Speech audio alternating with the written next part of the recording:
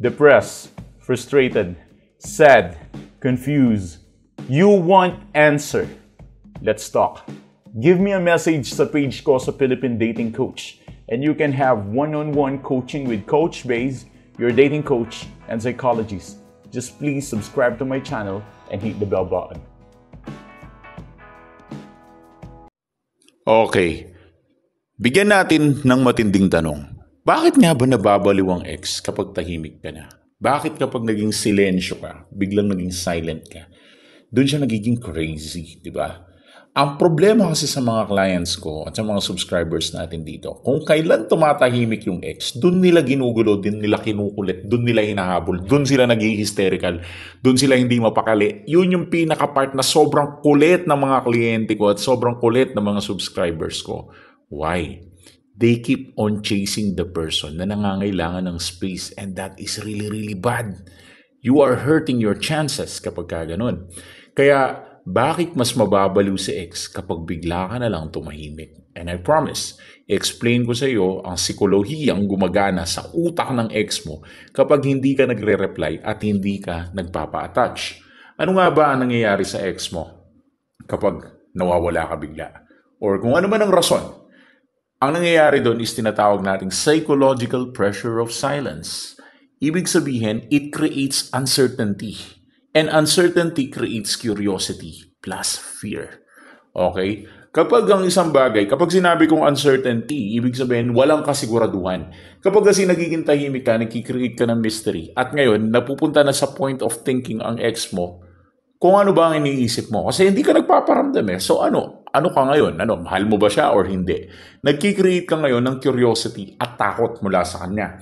At kapag wala silang nakukuhang reaction mula sa iyo, doon sila nag-iisip ng sobra, doon sila nag-overthink. Yung tahimik kasi, hindi siya nawawala sa isip nila. The more you become silent, the more you become threatening sa kanila.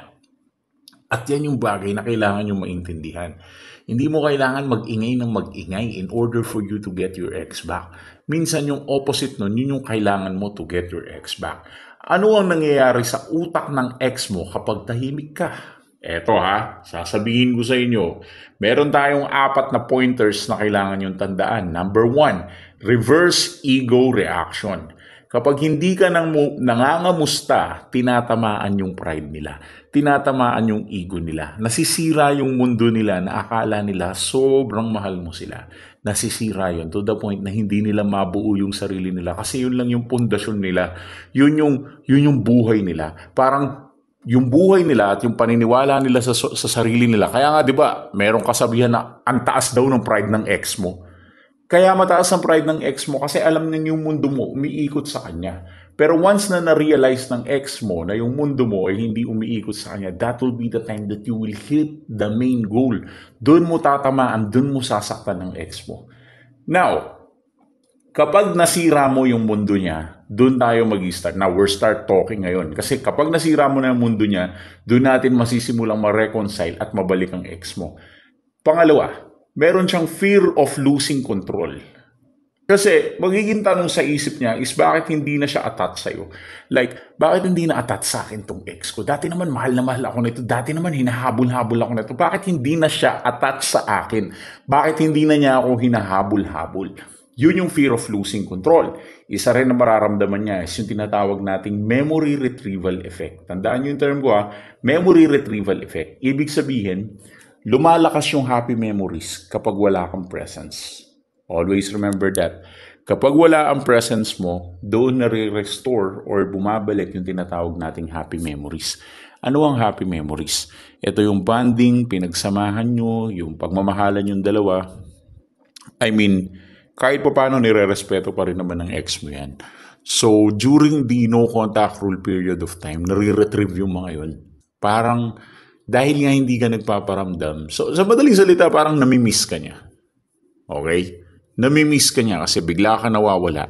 And that memory retrieval effect creates a possibility and a tendency Na dahil nga wala yung presence mo hindi niya maramdaman Kapag hindi niya naramdaman yung presence mo, kahit gaano ka kapakahinayupak na uri ng ex, promise ko sa iyo to, mamimiss at mamimiss ka niya.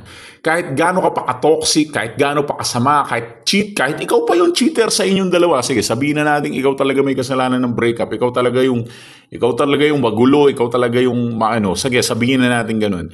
Pero once na ang presence mo hindi niya maramdaman, isang bagay na pinapangako ko sa iyo bilang breakup coach, bilang breakup behaviorist, isang bagay mo papangako ko sa iyo, mamimiss at mamimiss ka ng ex mo. Hanapin ka niyan.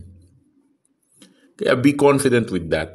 Number 4, ito ang pinakamalupit, the value spikes. Kapag ang value spike, ibig ko sabihin, kapag hindi ka na kasi accessible, mas tumataas yung perceived value mo. Parang lang yan, sa simpleng comparison ko lang, parang, alimbawa, di ba? Parang yung gold, mahirap siyang hanapin, kaya mas mahal siya kumpara sa mga regular na bato. Kapag kumuha ka ng regular na bato, nangangailangan ka ng sandamakmak na isang truck para lang magkaroon siya ng value at para bayaran siya ng pera.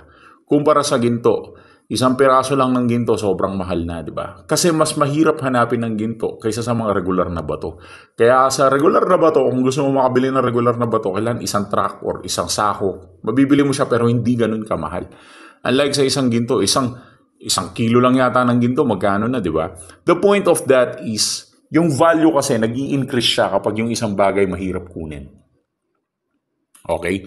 Kapag ikaw, you are very unreachable, hindi ka ma-reach ng ex mo, mas nagiging valuable ka kaysa sa kanya. So, ano ang mangyayari? Bakit siya mababaliw sa'yo?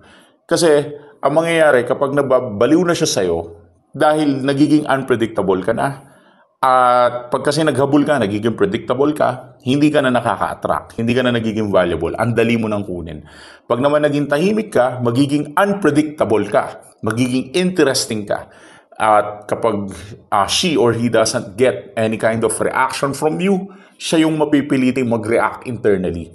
Instead of chasing your attention, ang mangyayari ngayon, yung attention nila biglang mag-shift sa'yo at ikaw ang hahabulin nila. I mean, instead of chasing their attention, now, yung attention, sila yung biglang hahabol sa'yo. So, you need to learn na biglang magpaparamdam yan out of nowhere or your ex will react to your old post or sa mga my days mo.